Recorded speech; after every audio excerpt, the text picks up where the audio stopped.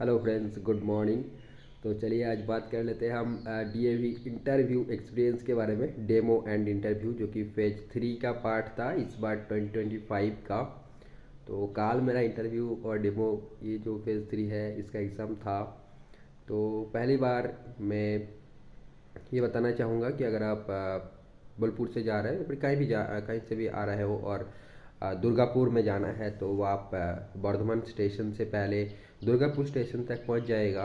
और वहां से आपको ए जोन का बस पकड़ना है, क्योंकि स्कूल बी जोन में लोकेटेड है। फिर भी आपको ए जोन का बस पकड़ना है और वो एकदम आपको स्कूल के सामने उतर देगा। ए जोन का बस है। तो ये एकदम ट्रांसपोर्टेशन इस बार मेरे को बहुत अच्छे से क्लियर हो गया। मैं पहली बार बहुत कंफ्यूजन में पड़े थे, इधर उधर कुछ समझ नहीं आ रहा था। तो चलिए मैं ऐसे ही करके पहुंच गया स्कूल के सामने। और हमारा था 8:30 बजे से रिपोर्टिंग टाइम। तो उन लोगों ने कुछ देर पहले ही जो खड़ा था उनको अंदर जाने को परमिशन दिया, तो मैं थोड़ा लेट किया। तो उसके बाद है कि कोई नहीं है, चलो फिर मैं भी अंदर गया और देखा वो ऑडिटोरियम हॉल में जाने के लिए कहा। और वहाँ पर सारे लोग लाइन में लगे हुए थे। और उस लाइन में क्या हो रहा था कि जो पीईसी सर्टिफिकेट है, यानी हमारा जो प्रोविजनल एलिजिबिलिटी कार्ड था वो सीबीटी देने के बाद जो मिला था ना, तो वो वाला वेरीफाई हो रहा था, चेक हो रहा था उसको।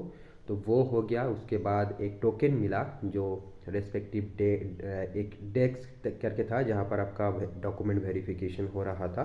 तो टीजीटी सोशल साइंस के लिए अलग, पीआईटी बंगाली के लिए अलग। तो उस टेबल से आपको एक टोकन ले आना था और वहाँ पर एक नंबर लिखा रहता था। तो मेरा सीरियल नंबर था 21। एंड उस सीरियल के अकॉर्डिंग वो लोग बुला रहे थे। हम सब वो ऑडिटोरियम हॉल में चेयर बिछाया हुआ था, तो वहाँ पर चेयर में बैठे थे सारे कैंडिडेट्स, ठीक है। तो वो डॉक्यूमेंट वेरिफिकेशन हो गया। फिर उसके बाद जो है हमको भेजा गया मतलब ऊपर और एक रूम में, और वहाँ पर बैठने के लिए कहा। फिर वहाँ से मेरे को डेमो रूम में ले जाया गया, ठीक है। तो डेमो काफ़ी इंटरेस्टिंग था, यहाँ से कहानी शुरू होती है एक्चुअल में। तो डेमो में क्या हुआ कि 3 मैडम थे और वो लोग जियोग्राफी सुन सुन के पक चुके थे शायद। तो मैं गया और बोला कि मैं जियोग्राफी डिपार्टमेंट से हूँ, तो बहुत हंसने लगा। और फिर कुछ बोला नहीं और पूछने लगा कि आपका इंट्रोडक्शन दीजिए, क्या करते हो अभी, ये सब। ठीक है। तो फिर उन्होंने पूछा कि आप डेमो किस मतलब नहीं, वो पहले नहीं, पहले पूछा रहा था। फिर बोला कि आपका कोई टीचिंग एक्सपीरियंस नहीं है, तो मैंने बोला कि नहीं, मेरा नहीं है। तो उन्होंने फिर से पूछा कि मतलब आप पढ़ाते नहीं है कुछ भी, कभी किसी को नहीं पढ़ाया? तो फिर मैंने बता दिया कि यार नहीं, मैं होम ट्यूटरिंग करता हूँ, एज ए होम ट्यूटर पढ़ाता हूँ बच्चों को। तो उन्होंने फिर पूछने लगा कि आप कौन सा सब्जेक्ट पढ़ाते हो। तो फिर बोला कि आप सिर्फ जियोग्राफी पढ़ाते हो। तो मैंने बोला कि नहीं, क्योंकि मैंने टीजीटी के लिए अप्लाई किया है, अगर सिर्फ जियोग्राफी पढ़ाऊंगा तो फिर कैसे चलेगा। तो बता देता अगर ऐसा, तो भी शायद बैड इंप्रेशन पड़ता। जो मैंने बताया कि नहीं, ऐसा नहीं है। मैंने हिस्ट्री, सिविक्स और कभी कभी इकोनॉमिक्स से सभी स्टूडेंट्स को पढ़ा देता हूँ। बट पढ़ा देना और उस विषय में डेमो देना, ये मतलब एक प्रिपरेशन की बात होती है। तो वो शायद उनको समझ में नहीं आया। तो उन्होंने बोला कि आप हिस्ट्री में एक टॉपिक बोलिए जिसमें आप डेमो दे सकते हो। अब ये पूरा एक्सपेक्टेशन के बाहर था। बाय द वे मैंने रिकॉल करने का कोशिश किया, क्योंकि मैंने हिस्ट्री एक ही स्टूडेंट को पढ़ाता हूँ और वो क्लास 9th में था, आईसीएसई बोर्ड, उनको चाहिए सीबीएसई बोर्ड का। तो पहले तो वो मामला सॉल्व नहीं हो रहा था। काफ़ी बार उन्होंने वो इशू आया कि बोला कि ये तो इस 9th क्लास में सीबीएसई में है ही नहीं, ठीक है। तो बाय द वे मैंने एक रिफॉर्मेशन मूवमेंट करके रिसेंटली पढ़ाया था, और वो 9th का जो स्टूडेंट है उसका एग्ज़ाम भी स्टार्ट हुआ था लगभग फरवरी या फिर हाँ फरवरी में। तो 1 मास मैंने उसको मतलब 1 मंथ उसको पढ़ाया भी नहीं। तो कुछ याद भी नहीं था। तो मैंने रिफॉर्मेशन मूवमेंट थोड़ा थोड़ा, आई थिंक वही लास्ट टॉपिक था यार, इजी भी था थोड़ा सा। तो मैंने उस टॉपिक पे कि बोला कि ठीक है मैं इसको ट्राई कर सकता हूँ। तो मैंने कुछ दिया और इंट्रोडक्शन ठीक ठाक था, क्योंकि वो कॉन्सेप्ट ऊपर बेस्ड है। बट बाकी जो फैक्ट्स है, जैसे कि मैंने एक भी ईयर मेंशन नहीं किया हिस्ट्री पढ़ाने के लिए, पढ़ाते गए। और मैंने फिर दो चार लाइन मतलब जो भी याद आ रहा था जैसे कि इम्पोर्टेंट पर्सन्स की उनका कॉन्ट्रीब्यूशंस की ऐसे सारे। और जब हम डेमो दे रहे थे तभी उन्होंने क्वेश्चंस भी उस टाइम कर रहे थे, जैसे कि मान लो पूछो मैंने लियोनार्डो दा विंची का नाम लिया तो उन्होंने पूछा, मैंने बोला कि ये एक ग्रेट आर्टिस्ट था जिन्होंने हार्ट वगैरह का जो भी पेंटिंग किया था, ऐसा कुछ शायद बोल दिया है, गलत बोला था माफ़ करना। और देख लेना, मतलब वो चेक करना, मैंने अभी चेक नहीं किया। ओके, तो उन्होंने क्वेश्चन किया कि क्या सिर्फ उन्होंने आर्टिस्ट ही था, तो मतलब ऐसा क्वेश्चन था। और एक था हम्म, और एक याद नहीं आ रहा है। ठीक है, तो ऐसे मतलब डेमो भी चल रहा था और वो क्वेश्चन भी चल रहा था। फिर मैंने बोला कि मैम आई एम सॉरी, क्योंकि मेरे को I am facing difficult in recalling all the things because I have read earlier. So फिर उन्होंने बोला कि ठीक है, it's okay, no problem, you come. Then again I visited in that room in front of them in the chair was there. Okay, so हाँ, तो marker था, board था, उसमें पढ़ाना था, आपको पढ़ा रहे थे। और क्या था पहले हाँ, कुछ ऐसे ही शुरू हुआ था डेमो। ठीक है, तो पहले वो पार्ट हो गया। फिर एक बार जैसे बैठने बोला डेमो के बाद, मैंने बोला सॉरी वगैरह, तो उन्होंने बोला ठीक है आके बैठिए। तो फिर उन्होंने पूछना स्टार्ट किया कि आप जियोग्राफी सब्जेक्ट में कौन सी टॉपिक में प्रिपेयर होके आए हो, क्योंकि मैंने बोला था कि प्रिपरेशन है नहीं। तो फिर उन्होंने बोला चलो, मैंने बोला कि जो टॉपिक मैंने गया था, तीन चार टॉपिक मैंने अच्छे से प्रिपेयर किया था ज्योग्राफी का, क्योंकि मेरे को ये था कि अगर उन्होंने चूज़ करने दिया तो फिर मैं तीन चार ऑप्शन दूंगा और वो बता पाऊंगा, तो फिर थोड़ा एटलीस्ट कंटेंट जो है वो अच्छे से बोल पाऊँ। और इतना प्रिपरेशन तो आपको भी करके जाना है, मतलब किसी को भी करके जाना होता है। और टीचिंग एड्स की बात करें तो कुछ लोग रोल करके पेपर वगैरह बने के लेके गए थे पूरा बट मैंने आज सच कुछ नहीं लेके गए। एक्चुअली मेरा प्लान कुछ और था कि मैं वहाँ जाके थोड़ा टाइम मिलेगा तो स्केच बना लूँगा A4 साइज से शीट्स में।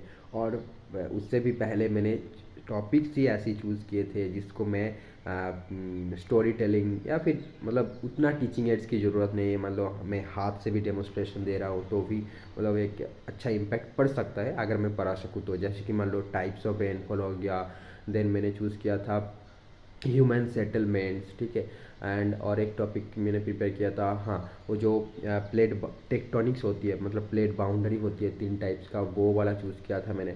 मतलब ये तीन चार टॉपिक और भी टॉपिक्स था, तो उन टॉपिक के बारे में आपको बात कर सकता हूँ एक दिन और, कि कैसे आपको प्रिपेयर करना है। इन शॉर्ट कहाँ से आपको गाइडेंस मिलेगा, क्योंकि आप यूट्यूब में ढूंढोगे तो नहीं मिल रहा है सर।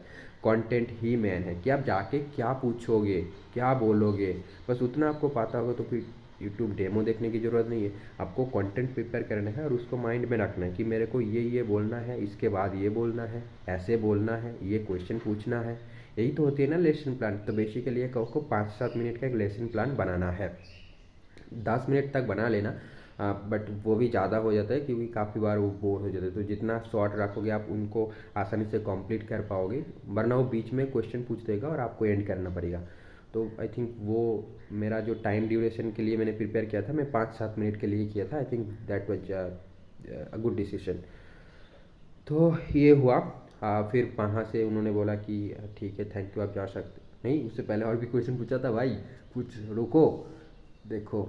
हाँ, मैंने टॉपिक बोला और फिर उन्होंने प्लेट टेक्टोनिक्स के बारे में क्वेश्चन पूछना स्टार्ट किया। और वहीं से बोला कि प्लेट टेक्टोनिक्स CBSE बोर्ड में नहीं है क्लास 9 में। और हिस्ट्री टॉपिक में भी वही बोला था कि भाई ये जो है। तो मैंने बोला कि मैम मैं ICSE की बात करता हूँ, तो एक बार सिलेबस को भी आप देख के जाना, या फिर जो टॉपिक चूज़ कर रहे हो, जिस क्लास के लिए चूज़ कर रहे हो, तो उस क्लास में वो टॉपिक हो अकॉर्डिंग टू CBSE। अब जिस भी स्कूल में जा रहे हो तो उस स्कूल में जो करिकुलम फॉलो होगा, जो बोर्ड फॉलो होगा, डेफिनेटली उसको ही देख के जाना है, तो बेटर इम्पैक्ट पड़ता है, क्योंकि वो दूसरे स्कूल का लेकर क्या करे, है ना।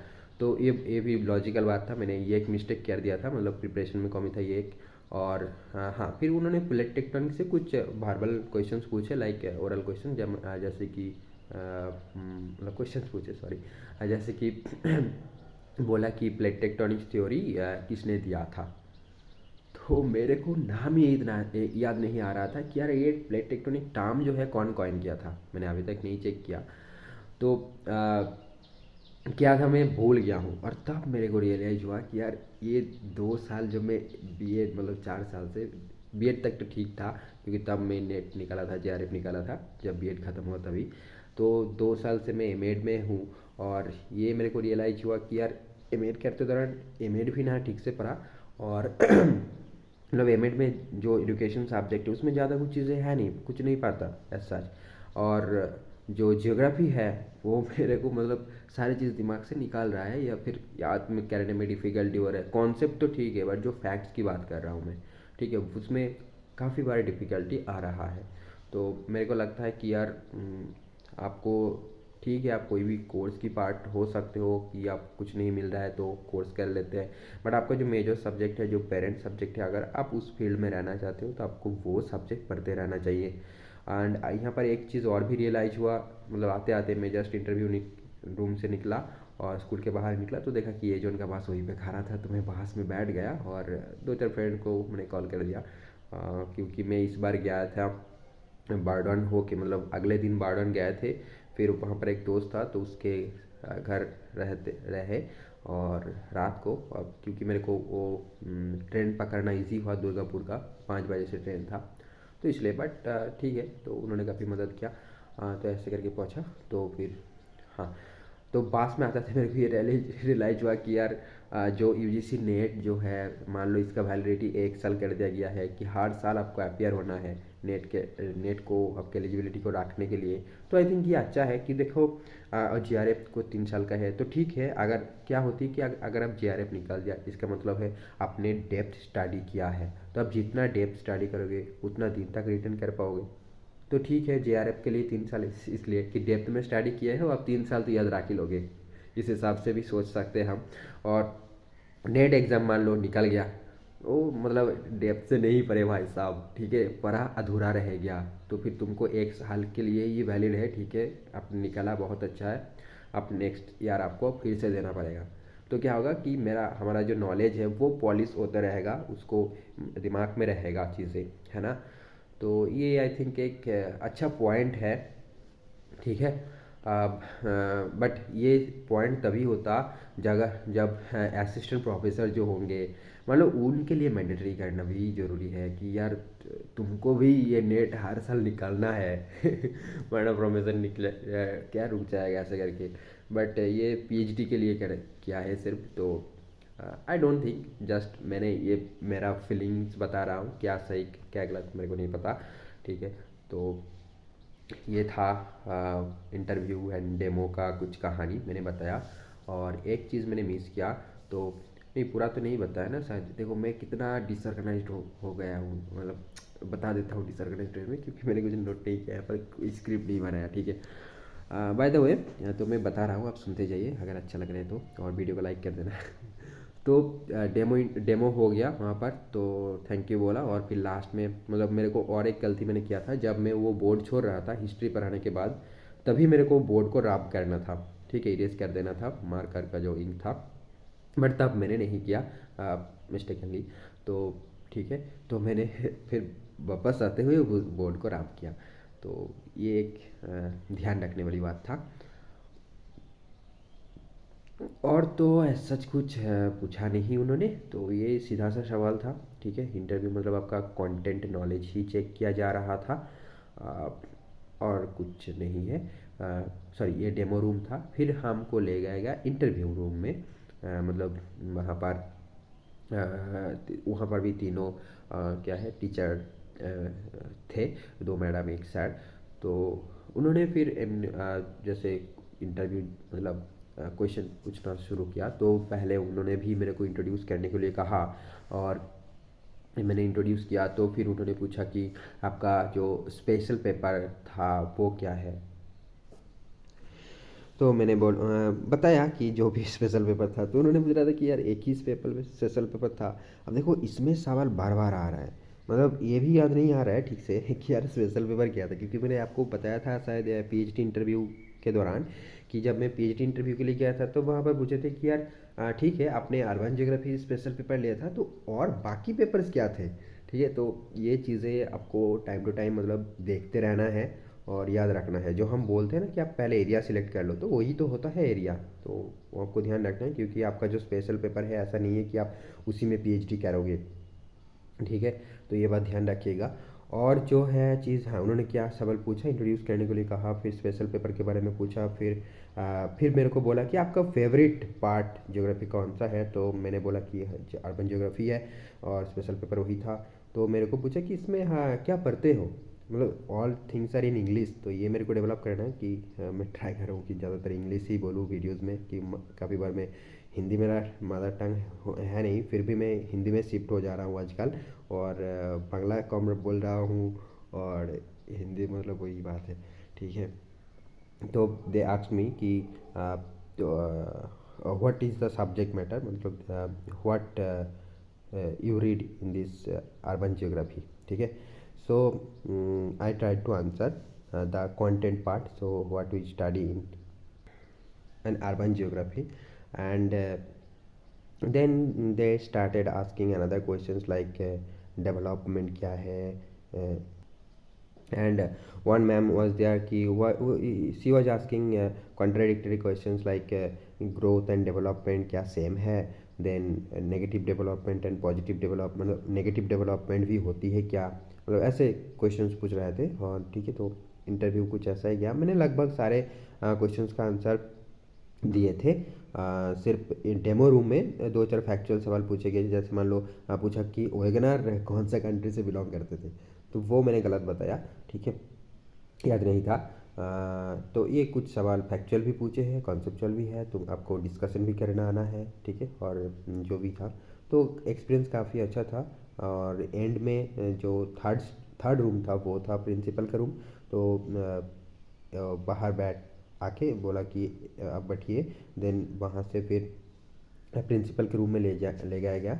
और वहाँ पर कुछ इंटरव्यू नहीं हुआ, बस उन्होंने, मैम था कि सर था, तो मैम ने पूछा कि do you have any problem if we give you location anywhere, I mean any school, then she asked कि if we offer you lower classes, I mean PRT, then are you comfortable, then they asked, mainly she asked these two questions, and I said yes, no problem. Then she assured ki yes, as you have no experience, then you can go anywhere, you can teach any level, like she tried to assure me like that way. uh, I mean, told me basically. So then at the last she said कि if you got selected we will call you. So then बोला कि thank you. तो ये था पूरा कहानी। Interview ख़त्म हुआ 8:30 बजे से लेकर लगभग मैंने जब निकला तो आई थिंक 12:30 बज रहा था, क्योंकि मैंने वो था ना, वो जो लाइन लग रहे थे, मतलब, तो वहाँ पर मैं जल्दी पहुँच गया था, बट मैंने अंदर नहीं गया, तो काफ़ी देर हो गया, बट बस कोई तो वेट किया होगा लास्ट तक। तो लगभग यही था, मतलब 4-5 घंटे में पूरा कहानी कंप्लीट हो गया। तो थैंक यू, एंड आपका भी है तो all the best for your interview and demo session. अच्छे से प्रिपेयर करके जाइएगा, आपका इंट्रोडक्शन प्रिपेयर करिएगा, और कुछ कंटेंट के बारे में प्रिपेयर करके जाइएगा, यही है। और ऐसा टॉपिक ही ऐसा चूज़ किए जिससे आपको बिना आप टीचिंग एड के आप एटलीस्ट कॉन्सेप्ट को पढ़ा सकते हो, किसी को समझा सकते हो, तो वो ज़्यादा बेटर इंप्रेशन देता है कि आपके टीचिंग एड बना के ले भी जाओगे तो क्या ही बनाओगे यार, वही एक चार्ट पेपर, मेरे को तो बेकार का ही लगता है। तो इसलिए भी मैंने और भी कुछ नहीं फोकस किया उसमें। ठीक है, तो all the best, thanks for watching, thank you.